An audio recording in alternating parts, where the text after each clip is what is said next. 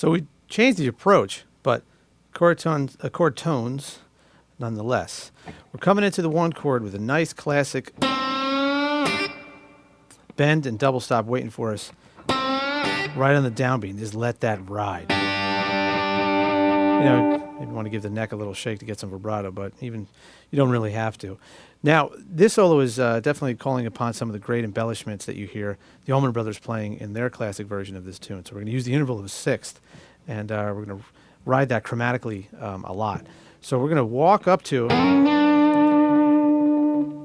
the 5 and 3, and just walk it down chromatically. And grace note slide into a sixth that equals flat 7 and 5 of the 4 chord. And from there, we're going to grab a nice major third double stop that's made of the 1 and 3 at the tail end to bring back the 1 chord with that biting interval that comprises itself of the 3 and the 5, but we slur it into it and then ring it. But then come out of all this harmony with a nice slow bend up to the third, because and the third of the chord that's coming up. So we're bending up to the C because we got that A flat 7, you know, that really cool sub that's there. And then we can get back into the G by catching its 5th at the last triplet of the bar. And at such a slow tempo, that's still actually pretty significant. So really, really nice sequence of manipulating chord tones in a tightly voice-led manner. Now we're going to approach getting to the 4 chord in the same exact way we did with the 1 chord. We're going to take that bend and snap it to that killer double stop. And that's going to set up also a similar approach with the 6th. We're going to get up to these 6 and play it with 8th note triplets, but this time we're going to walk in an ascending manner to get to actually the same one we ended up getting to in bar 2, except an octave above. So it's a 6 that comprises the flat 7 and the 5 of the 4 chord. But at that point, we're going to walk down in 8th note triplets. We're going to walk down C mixolydian. And the only additive to it is that E flat, you know, just to give it more of a bluesy feel, and it resolves itself immediately to the 3rd. And we're going to walk that into the beginning of that rise, you know, where we get to bar 4 and we get to back to the 1 chord. Sounds real nice.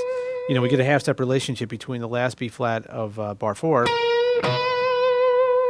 and that downbeat B right there, to being the 3rd of the G13. Now, when B3 rolls around, we're just going to be snapping that flat 3 to the 2 or the 9 for the A minor, and then shoot up to the 5th and come down on the root. So it really covers the A minor well, and also sets up the chromatic walk here for B minor 7 up to its 5th. And you come and land on its minor 3rd. So the thing to take from here is these short little snippets that are directly related to the chords is how to make this work. And the tempo is really allowing you to do this. So from there, to get to the B flat minor 9, we're going to approach it, you know, we're going to anticipate it with a flat 7 over here, but then we're going to catch the 16th fret. Actually, that's a root, sorry. But we're going to catch the flat 7 over here and bend it up to the root. So it's a cool way to play an octave instead of just doing this. We're going to pick the bottom note and then bend up to the higher octave. And from there, we'll catch the A minor as it returns in bar 7 with just some, you know, some direct chord tones, flat 3, and then bouncing between flat 7 and 1. And just give it that little tag of the, you know, the whiny flat 3. Now we're going to jump back into 6ths. And this time we're going to walk back up to that area where we have that 6 that comprises that's comprised of the flat 7 and 5 of the C minor 9. So it still works here because we don't have a 3rd, so this 6 can work for both a minor and a dominant situation.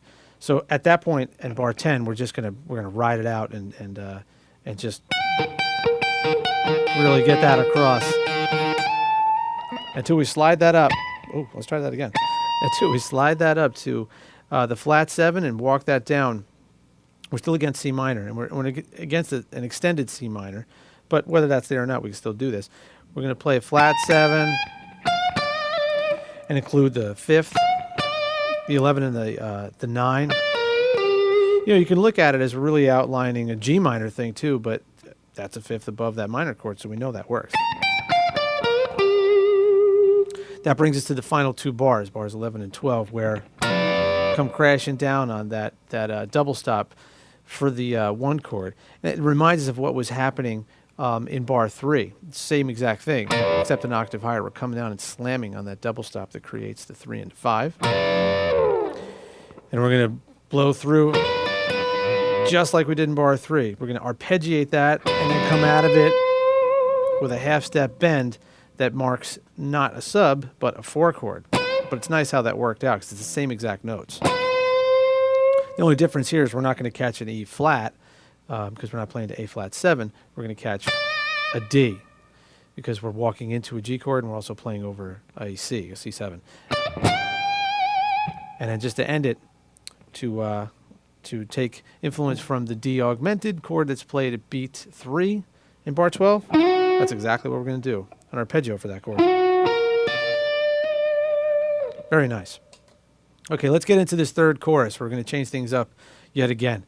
We're really, really going to dive into this double stop thing that we've been hinting towards here, so let's do it.